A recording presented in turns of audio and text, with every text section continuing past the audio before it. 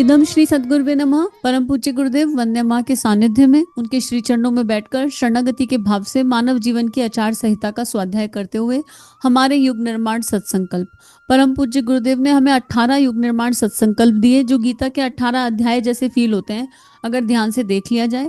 और इसी क्रम में हम आज सत्संकल्प 9 को पढ़ेंगे, जानेंगे, समझेंगे और उसके आधार पर एक संकल्प उठाएंगे। बीते कल में हमने 8 संकल्प नंबर 8 पढ़ा, जहाँ पे हमने मधुरता, स्वच्छता, सादगी की गहराई को जाना और समझा कि सज्जनता क्या है, व्यवहार किस तरह का होना चाहिए और कैसे हम अपनी एनर्जीज को अपलिफ्ट रख सकते हैं, क्षमा भाव क्या है। आज संकल्प 9 में अनीति से प्राप्त सफलता की अपेक्षा, नीति पर चलते हुए असफलता को शिरोधार्य करेंगे। अर्थात हम मानते हैं कि यदि सफलता गलत रास्ते से मिली हो तो वह सफलता कोई सफलता नहीं। हमें ईमानदारी से काम करना चाहिए, भले ही असफलता ही क्यों ना मिले। अनुकरण की प्रक्रिया, किसी भी परिस्थिति में नकल या धोखा नहीं देंगे। अपने कार्यों में सत्यता और ईमानदारी बरतेंगे। असफलता से डरेंगे नहीं, बल्कि उससे सीखेंगे और सुधरने के अवसर के स्वरूप में उसको देखेंगे। अगर प्रैक्टिकली देखा जाए तो ये सत्संकल्प नंबर 9 ये सबसे ज्यादा मुश्किल है जीना हर वर्ग में। बिजनेसमैन कैसे जिए, अगर देखा जाए तो जिस भी एरिया में हम जॉब कर रहे हैं, नौकरियां कर रहे हैं, कहीं कर रहे हैं, क्योंकि जब हम बात सफलता की करते हैं तो कहीं ना कहीं हम इसको रुपए पैसे से जोड़ लेते हैं और कहीं ना कहीं हम इसको मॉनिटराइज कर देते हैं। पर सफलता का मतलब केवल रुपया और पैसा नहीं होता। सफलता का मतलब भाव भी होता है, इंटेंशन भी होता है, इंटेंसिटी भी होता है। तो अनीति से प्राप्त सफलता की अपेक्षा, और सफलता का मतलब ये नहीं होता, मोस्टली एक एनर्जी क्रिएट, ऐसी कॉम्पिटिटिव एनर्जी क्रिएट हो गई है आजकल वातावरण में कि इंसान खुद को ऊपर उठाने के लिए जीवन नहीं जी रहा है, लेकिन खुद को टॉप पर ले जाना चाहता है सामने वाले को नीचा दिखाने के लिए। ये जो एक एनर्जी है, बड़ी पेनफुल एनर्जी है। मुझे किसी से कंपटीशन करना ही नहीं है, मुझे अपनी आत्मा का उद्धार करना है, अपने स्वधर्म को देखना है और अपने लिए ऊपर उठना है। अब क्लास में अगर मान लीजिए बच्चे हैं तो क्लास में बच्चों में रहता है फर्स्ट सेकंड थर्ड कौन आएगा। तो एक तो होता है कि बच्चा पढ़ाई कर रहा है और फर्स्ट सेकंड थर्ड की होड़ के लिए नहीं कर रहा, बस पढ़ रहा है और अच्छे से पढ़ रहा है। और एक बच्चा इसलिए पढ़ रहा है कि मुझे फर्स्ट आना है ताकि मैं अपने इस दोस्त को दिखा सकूं कि देख तू फर्स्ट आता है, मैं भी आ सकता हूं। तो ये जो कॉम्पिटिटिव एनर्जी है लंबे समय तक नहीं चल सकती है, ईर्ष्या को जन्म देती है। और इसमें क्या होता है, मार्क्स की जो खुशी होती है ना, इंसान वो भी एंजॉय नहीं कर पाता है। जो एक हैप्पीनेस होती है ना, वो भी एंजॉय नहीं कर पाता है। मान लीजिए जिस बच्चे ने कंपटीशन की फीलिंग रखी कि मुझे फर्स्ट आना है ताकि मैं इसको बता सकूं कि मैं फर्स्ट आ सकता हूं, वो बच्चा केवल 1 नंबर कम रह जाए फर्स्ट आने से, केवल 1 नंबर, तो वो जो नंबर उसके आए हैं ना उसका आनंद नहीं उठा पाएगा। क्यों? क्योंकि उसकी तो मूल एनर्जी सामने वाले को नीचा दिखाना थी, उसकी तो मूल एनर्जी अपने दोस्त को ये बताना थी कि देख मैं फर्स्ट आ सकता हूँ। तो ये जो कंपटीशन की एनर्जी है, कंपैरिजन की एनर्जी है, ईर्ष्या की एनर्जी है, ये हमारे यहाँ ये सिस्टम में, समाज में ना हर जगह है। ऑफिस में पॉलिटिक्स, ऑफिस पॉलिटिक्स इसी को कहते हैं, कॉर्पोरेट पॉलिटिक्स इसी को कहते हैं। और हम सोचते हैं कि पॉलिटिक्स करके हम जीत सकते हैं। इनफैक्ट घरों में देवरानी जेठानी के बीच में, नंद भावच के बीच में यही पॉलिटिक्स चल रही है। किसने ज्यादा अच्छा खाना बनाया। जब खाना बनाने जा रहे हैं तो ये सोच के खाना नहीं बना रहे कि हमको खाना अच्छा बनाना है, ये सोच के बना रहे हैं कि आज बताएंगे हम कितना बढ़िया खाना बनाते हैं, हम नंद से बेटर बताते हैं कि सास से बेटर बनाते हैं, कि उस वाले रिश्तेदार से बेटर बनाते हैं कि इस वाले रिश्तेदार से बेटर बनाते हैं। तो ये है तो सफलता, इसमें खाना तो अच्छा बन जाए शायद, लेकिन इसकी जो खाने की एनर्जी है, इस अन्न की जो एनर्जी है, वो किसी को भी पोषण नहीं देगी। हम छोटी छोटी चीज़ों में ये कंपैरिजन करते हैं। हम सफलता की सही डेफिनेशन, जो विस्तारित डेफिनेशन परम पूज्य गुरुदेव हमें देना चाहते हैं, वहां तक नहीं पहुंचते हैं। तो it's not only about money, it's about सोच। ये एक सोच है, मुझे बेस्ट करना है। देखिए, मैं अच्छा करती हूँ ये आत्मविश्वास है, केवल मैं ही अच्छा करती हूँ ये आत्मविश्वास नहीं है, अहंकार है, ओवर कॉन्फिडेंस है। तो हमें बेहतर करना है, अच्छा करना है, पर हमें अपने से बेहतर करना है। मतलब आज मैं जो हूँ कल मैं उससे और बेहतर बनूं, पर आज मैं जो हूँ उसमें सेटिस्फाई भी रहूं। हमारे अंदर से संतुष्टि की एनर्जी चली गई, वी आर नॉट सेटिस्फाइड। इसलिए नहीं कि हम किसी से कम हैं, या हम कम कमा रहे हैं, या हमारी प्रतिभा योग्यताएं कम है, इसलिए डिससेटिस्फाइड है कि बाजू वाले के पास ज्यादा दिखाई दे रहा है। ये एक प्रॉब्लम आ गई है। तो जो रूट एनर्जी है आगे बढ़ने की, महत्वाकांक्षाओं की, वो रूट एनर्जी सोशल नेटवर्किंग से आती है। फेसबुक पे तो दूसरे का फैमिली देख रहे हैं, फेसबुक पर 8,000 10,000 जाने कितने कितने फ्रेंड बने हुए हैं, और उनके जीवन में फेसबुक से दिखाई दे रहा है क्या घटित हो रहा है, और वो हमें लो फील करा रहा है। वो हमें कह रहा है अरे सामने वाला हमारे साथ पढ़ा था, स्कूल में तो कुछ पढ़ाई नहीं करी और देखो आज किस पोजीशन पे पहुंच गया है। तो यहाँ ये जो हमारे अंदर एक एनर्जी क्रिएट हो गई है मानव में, ये हमें नीति पर चलने नहीं देती, क्योंकि हमको जल्दी जल्दी सफलता चाहिए होती है, जल्दी जल्दी सक्सेस चाहिए होती है। जो इतना सुसाइड हो रहा है आजकल, कॉम्पिटिटिव एग्जाम जब बच्चे देते हैं, तो ये जो बच्चे सुसाइड करते हैं, बताओ इतने सारे बच्चे एग्जाम देने बैठेंगे, क्लियर तो कुछ नहीं होना है, तो क्या एग्जाम देने बैठने से पहले नहीं पता था कि 1 लाख बच्चा अगर एग्जाम में बैठ रहा है और 10,000 सीट रिजर्व है, तो ऑलरेडी उन्हें पता होता है कि जो रेशियो है वो 10,000 का है। लेकिन फिर भी क्या होता है, वो कॉम्पिटिटिव एनर्जी की वजह से बच्चे डिमोरलाइज हो जाते हैं, टीनेजर्स हमारे लो चले जाते हैं और सुसाइड कर लेते हैं, जस्ट बिकॉज, इसलिए नहीं कि उन्होंने कम पढ़ा था, उन्हें अपनी मेहनत पर भी भरोसा होता है, उन्हें अपने एफर्ट्स पर भी भरोसा होता है, सब कुछ होता है, लेकिन उसका सिलेक्शन हो गया और मेरा नहीं हुआ। और यहाँ पर पेरेंट्स भी कंपैरिजन एनर्जी बच्चों में क्रिएट करते हैं, और इसलिए जैसे पेरेंट्स कई बार बोल देंगे, देखा तेरा बड़ी वाली बहन कैसे करती है, देखा चाचा जी का बेटा बेस्ट कैसे करता है, देखा पापा जी का, उनका ताऊ जी का बेटा कैसे करता है, उसकी फलाने की बेटी कैसे कर रही है। ये जो हम करते हैं, ये रूट एनर्जी बच्चे की खराब कर देता है, जड़ बच्चे की खराब कर देता है। और वहीं यही बच्चा तो बड़े होकर आप और मैं बनेंगे। यही बच्चा जब जड़ खराब है तो उसको सफलता की डेफिनेशन कंपटीशन समझ में आती है। रेस है, कैट रेस है, और सब भाग रहे हैं उसमें, सब भाग रहे हैं। किसी से पूछ लो कि क्यों भाग रहे हैं, तो किसी को नहीं पता कि क्यों भाग रहे हैं। दोज हु हैव एनफ, वो भी रन कर रहे हैं, वो भी भाग रहे हैं, कोई कोई इसकी सीमा नहीं है। तो ये हमको पहले अपनी एनर्जीज को बदलना होगा, हमें हेल्दी कंपटीशन की तरफ जाना होगा। और सच बनाओ तो कंपटीशन किसी से नहीं है, केवल अपने आप से रखना है। अगर हम दुनिया में देखेंगे तो भैया मानव जीवन का तो सीधा खेल है, दूसरे की थाली में घी हमेशा ज्यादा ही दिखाई देता है, सीधी बात है। अपनी थाली, अगर अपनी थाली में देखेंगे तो संतुष्टि पाएंगे, और जो प्राप्त है वो पर्याप्त है, उस एनर्जी पर चलेंगे तो शायद बेटर कर पाएंगे। अब नकल या धोखा भी इंसान क्यों देता है, चिटिंग क्यों करते हैं, हम बिजनेस में चिटिंग कर रहे हैं। जैसे जो बिजनेसमैन है, वो अगर या तो बिजनेस देखो, जब कोई बिजनेसमैन बिजनेस खोलता है तो ये बट ऑब्वियस है कि वो बिजनेस खोल रहा है तो वो श्री कमाने के लिए खोल रहा है। लेकिन अगर बिजनेसमैन अपने नियम कायदे कानून उसूलों का पक्का ना हो, वो व्यक्ति देखकर अपने सामान के प्रोडक्ट के रेट चेंज कर दे कि भाई एक स्वेटर 700 रुपए का बिकता है, तो उसने देखा कि सामने से कोई जेंटलमैन उतर कर आ गया या कोई बार्गेनिंग वाली आंटी बहन जी उतर कर आ गई, तो उसी को 900 का बता के फिर 700 का बेच दिया। ये जो अप्रोच है ये ठीक नहीं है। हमें अपने आप को स्थिर करने की आवश्यकता है, और जो भी काम हम कर रहे हैं उसको अच्छे से करने की आवश्यकता है। अंतरात्मा को सत्य के साथ जीने की, अंतरात्मा के सत्य को सत्य के साथ जीने की आवश्यकता है, तभी हम ये कर पाएंगे। और ये छोटी छोटी चीज़ों में होता है, इसको कहाँ तक बारीकी से एक्सप्लेन किया जाए। और ये एनर्जी बचपन से ही गड़बड़ आ जाती है। तो आइए हम लोग संकल्प लें कि हम पहले तो अपने आप को आइडेंटिफाई करें कि हम कहाँ कहाँ पर गड़बड़ कर रहे हैं। और ये केवल बिजनेस में नहीं होती, केवल पैसे में नहीं होती, घर में छोटे छोटे समय पर होती है, जहाँ तेरी साड़ी मेरी साड़ी से सफेद क्यों, बस यही यही खेल हमें अनीति की तरफ ले जाता है। अपनी मान लीजिए अगर मेरे घर में किसी ने एक साड़ी खरीदी 10,000 की, तो मुझे अपनी पॉकेट देखनी पड़ेगी ना कि मेरी पॉकेट 10,000 की साड़ी खरीदने की है कि नहीं है। मुझे केवल इसीलिए खरीदनी है क्योंकि सामने वाले ने, मेरे एक रिलेटिव ने खरीदी है। तो ये क्या करेगा, ये अल्टीमेटली मुझे अनीति की तरफ ले जाएगा। जबरदस्ती पैसा कमा के लाओ, जबरदस्ती पैसा लाओ, कैसे भी करके लाओ, पैसा लाओ, हमको तो ये साड़ी चाहिए। क्यों? क्योंकि तुम्हारे उस वाली रिश्तेदार ने खरीदी है।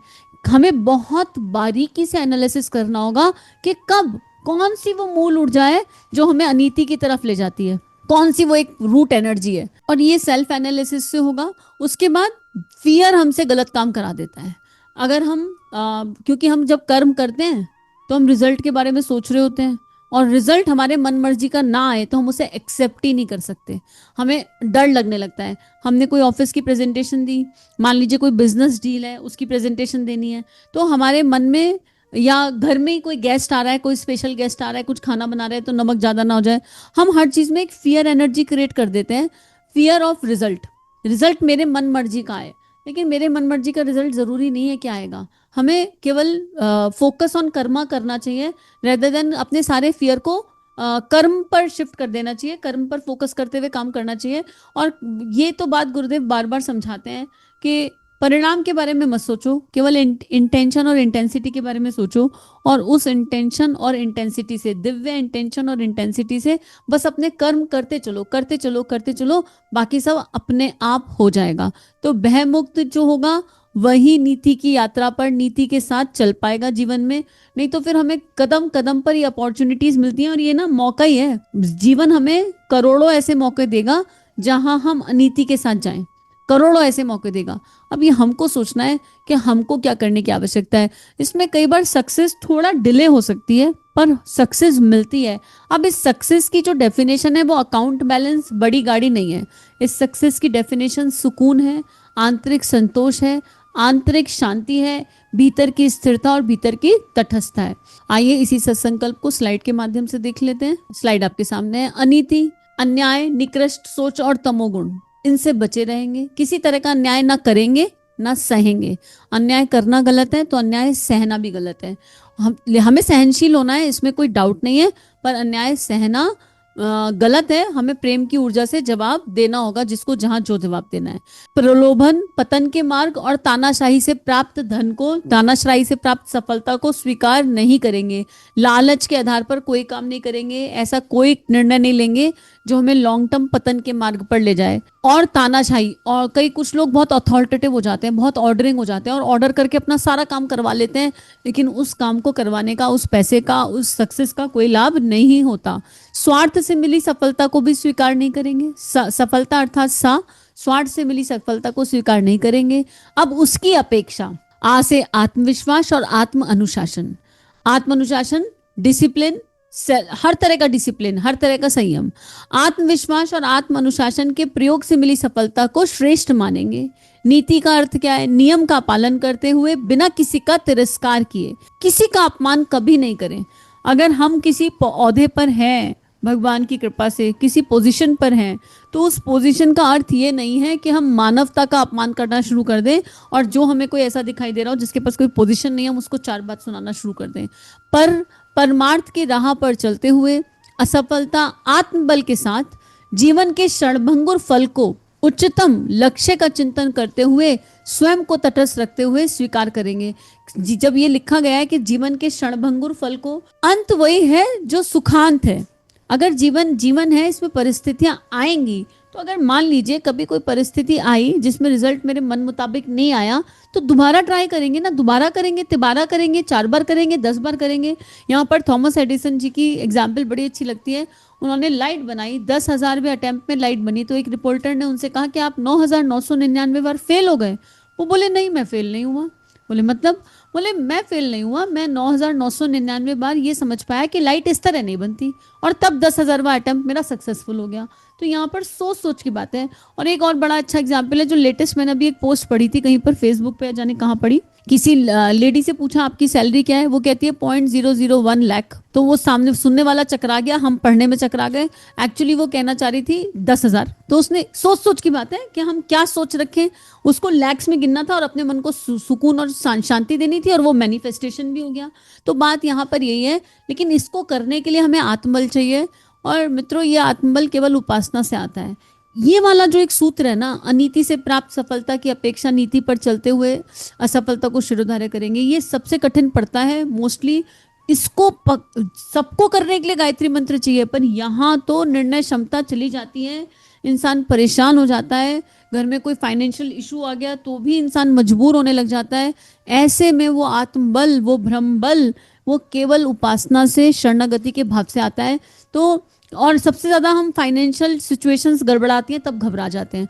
हम बिल्कुल नहीं घबराएंगे, हम बिल्कुल नहीं डरेंगे। हमें उस परमपिता परमेश्वर पर विश्वास रखना होगा, अपनी आवश्यकताओं को कम करते हुए जीवन को जीना होगा, जो आया है उसे स्वीकार करना होगा। शिरोधार्य का मतलब ही है शुद्धता और शिष्टता के साथ, रोष रहित होकर।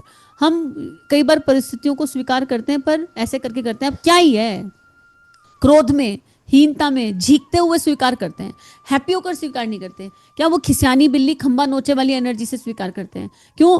जब हमें दिखाई दे जाता है कि हमारे हाथ में तो है ही नहीं। अब मान लो रिजल्ट आना था 12th का, आ गया, तो अब रिजल्ट को तो बदल नहीं सकते। तो जैसा रिजल्ट आया है उसको हंसते हुए स्वीकार कर लो यार, उसको खुश होकर के स्वीकार कर लो। पर ना तो माता पिता स्वीकार करना चाहते, ना बच्चों से हो पाता, क्योंकि बचपन से वो परवरिश नहीं डाली, वो साहस नहीं डाला, वो आत्मबल नहीं डाला। तो खींच कर स्वीकार करते हैं, रोष में स्वीकार करते हैं। और ऐसे में जब बच्चा आगे की पढ़ाई करता है तो माता पिता भी ये कहने लगते हैं, 12th में देखा था क्या हाल हो गया, अब कॉलेज में ठीक से पढ़ना, 10th में देखा था क्या हाल हो गया, अब कॉलेज में आगे से सही से करना।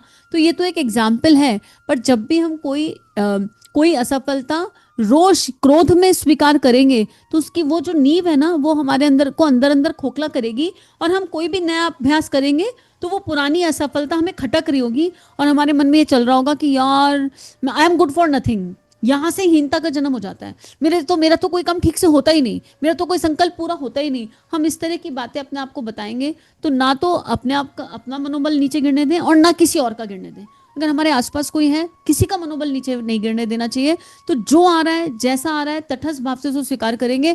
इसमें श्रीमद् भगवद गीता बहुत हेल्प करती है। जब हम गीता जी को जानेंगे, समझेंगे, परम पूज्य गुरुदेव की मैं क्या हूँ को जानेंगे, समझेंगे, तो ये वाला फिर क्रम अपने आप जीवन में जी पाएंगे। और फिर अपने आप को शांत रखेंगे। और जो शांत रहेगा, जो भी कुछ हुआ, जैसी भी सिचुएशन आई, उसमें स्थिर रहेगा, वो उस पल में आ जाएगा और फिर ये सोचेगा नाउ व्हाट, अब मुझे क्या करना है। और धैर्य के साथ वो नया रास्ता खोज लेगा। हमें इस रास्ते पर बहुत पेशेंस की आवश्यकता है। और ये धैर्य कहीं से नहीं आता, ये अंतःकरण से आता है। धैर्य कहीं किसी दुकान पर नहीं मिल रहा है कि हम जाकर के खरीद कर लें। धैर्य कहीं अवेलेबल नहीं है, भीतर की शक्ति है, आंतरिक शक्ति है। तो जब हम क्रोध रहित हो जाएंगे, सहज हो जाएंगे, तो अपने आप सब कुछ घटित हो जाएगा। तो आइए आज का अपना संकल्प उठाएं, जिसके मन में जो भी संकल्प आ रहा हो। और यहाँ एक ही संकल्प है कि भगवान श्री भाव पर रखना। श्री भाव गुरुदेव समझा रहे हैं, जीने का प्रयास चल रहा है। और बस यही है कि श्री भाव पर रखना। और कभी किसी का औहदे, रुपए, नेम फेम की वजह से कभी किसी का दिल ना दुखाएं गलती से भी। यही एक भाव प्रार्थना लगातार है। सब अपने अपने संकल्प अपनी कॉपी पे नोट कर सकते हैं और फिर उनको जीने का लगातार लगातार अभ्यास और प्रयास, क्योंकि ये कॉन्टिन्यू प्रैक्टिस है। इदम श्री सद्गुरुवे नमः। सभी अपना ध्यान रखिए, नियमित ध्यान करते रहिए। चलिए समाज में कुछ अच्छा बांटे। अगर ये भावनाएं आपके अंतःकरण को स्पर्श कर रही हैं और आपका परिवर्तन हो रहा है तो इन भावनाओं को विश्वव्यापी बना दीजिए। चैनल को लाइक कीजिए, सब्सक्राइब कीजिए और वीडियो को पूरी दुनिया में फैला दीजिए, ताकि ऋषियों की और संतों की लेखनी से जन जन का जीवन बदल सके। जय हिंद, जय भारत।